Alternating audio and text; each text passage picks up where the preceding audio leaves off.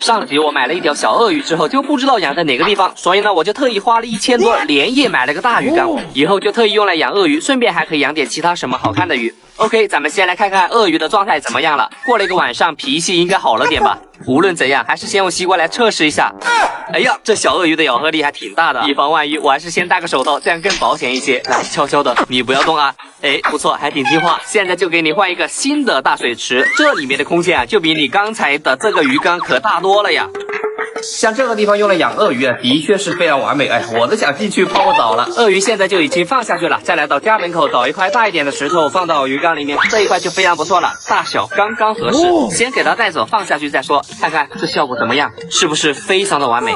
不过呢，这个小鳄鱼到家都有1-2天都没有吃饭了，所以呢，咱们现在就去捞点鱼吧。于是我们来到小区附近的小湖边，但每一网都是没有，还是没有。捞了半天啊，真的一条鳄鱼都没有捞到，看来今天鳄鱼是没有口福了。当我们空手而归时，突然遇见一个大叔正在钓鱼，他说可以给我们1条。大家试一下，好，谢谢叔叔，谢谢叔叔。虽然没捞到鱼啊，但是呢，叔叔送了我们1条鱼啊，非常不错。本来你这小鳄鱼今天是没口福了，但现在又有口福了，来赶紧尝一下自助餐。这小鳄鱼怎么都不吃呀？快吃啊，快吃啊！快给我拿开，哥哥现在不想吃。这到底是哪个环节出问题了？挑战养100桶鱼，上期就有很多小伙伴都推荐让我养一种名叫珍珠马甲的鱼，听说这种鱼巨好养，而且还特别好看。但是我这里的鱼缸都已经满了，所以只能重新开一个新鱼缸。这个就是之前的1.0版本，我打算再弄一个2.0版本的。那么顺便也出一期开缸教程，居然是水草缸。首先第一个要放的就是水草泥，像水草泥的话啊，放正深度就可以了，不要放特别多，因为这个都是要钱的呀。再来挑几根沉木放到鱼缸里面，并且还要摆出好看的造型。我来摆弄一下，像这个样子就非常完美了。最关键的一步来了，就是开始种水草了。不过种水草之前呢，一定要把水草泥给它打湿一下。之前我就囤了很多水草，今天终于可以派上用场了，想拿多少就拿多少，真的太方便了。这次我就选了几款颜色比较红的水草，不过绿色的也有。种水草也特别简单，只需要轻轻的这么一按就种好了。就是这种的水草有点多，咱们直接加速前进。除了鱼缸里面要种水草，在鱼缸的外面也要种点新鲜的植物啊，就像这种不用水都能养活的植物，真的特别适合我。整整花了1个多小时，终于把水草种好了。现在咱们再来欣赏一下7天后的样子，看到没？哇塞，这变化也真的太大了吧！之前鱼缸的水还有一点浑浊，但现在的水啊，完全是清澈许多了。赶紧把鱼放进去，如果干了，这不得哭死。不得不说啊，这珍珠马甲鱼在水里面是真的好看。这一次啊，我必须得好好记录一下。这已经是挑战养100种鱼系列中养的第4种鱼了。大家还想看我养什么鱼？欢迎在评论区留言。我是真不敢相信，养鱼要买那么多装备。以前我一直认为啊，养鱼只需要有一个鱼缸就行了。哎，直到今天我才发现这个想法是错误的。之前也听大家说，养这种雷龙鱼啊，最起码要配一个养鱼灯，这样的话颜色才更好看一些。所以呢，买了。光有灯可不行，养鱼的关键就是要水质保持清澈，所以呢，一定要有一套过滤系统。所以呢，过滤器也买了。有了这个，以后的水就能保持清澈了。但是呢，养鱼的水温也是非常关键的，所以呢，我又去买了一根加热棒。哎呀，这真的是忙里忙外，终于把这些设备啊全部都安装好了。不过现在新的问题又来了，这个盖子已经盖不上了。哎，不过聪明的我总是有办法的，先把线条给它画上，再来拿到外面去给它处理一下。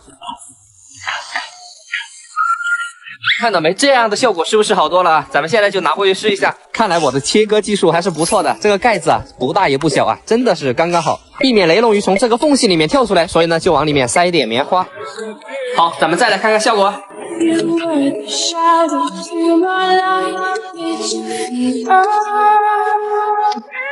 喂，不是，你看就看嘛，为啥流口水呢？想不通这蟑螂有什么好怕的。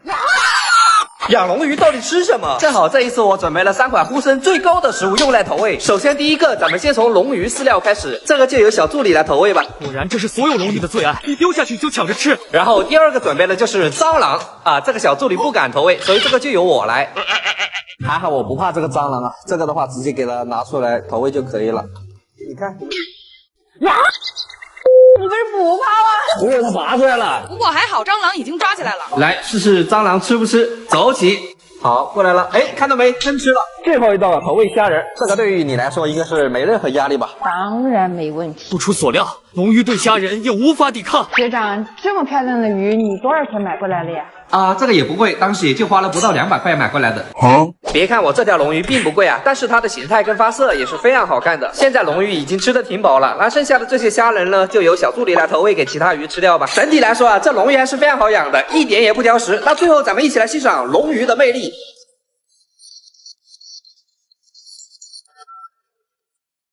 我靠！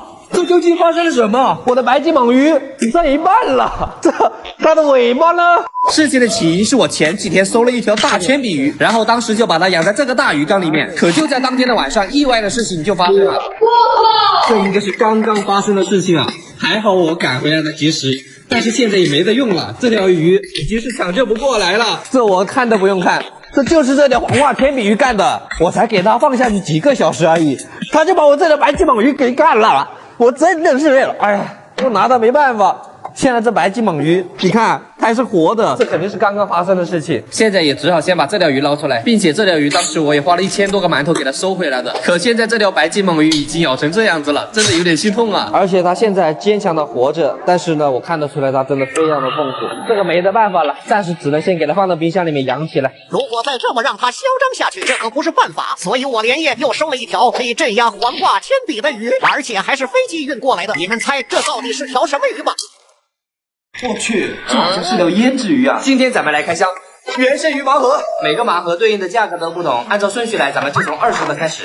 给大家展示一下，这不就是我老家臭水沟里面很多的那种斗鱼吗？我花20块就买了一条这个。再来开箱30的，看看。哎呀，总感觉好像在哪里见过一样，看了半天我才发现，这好像是条胭脂鱼啊。但还好我这个是人工养殖的，这个不错，先放到旁边。再来开箱50的，看50块的，这是，哎呀，这是什么鱼啊？看看，哇，长得有点像比目鱼。这种鱼吸在袋子上都不会掉下去啊。这个我记得以前养过，是叫什么？这下我是真记不起来了。咱们继续开箱，下一个，走你，看看，这不就是我们老家很多的那种虾虎鱼吗？你看。虽然鱼很好看，但80块也就2条，我感觉这个是亏了呀。最后一个，这个我不敢看，你们先看。耶，哇，还有另外一层包装啊。算了，我还是自己看一下吧。鱼呢？我到现在还没看到鱼。我去，确定这是100块能开出来的鱼吗？这么小，我的心在滴血。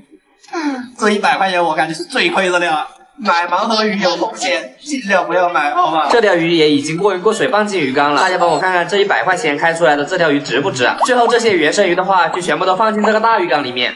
特别是这个虾虎鱼啊，真的特别好看。好了，鱼的话全都放下去了。最后还想看我养什么鱼啊？大家也可以帮我推荐推荐。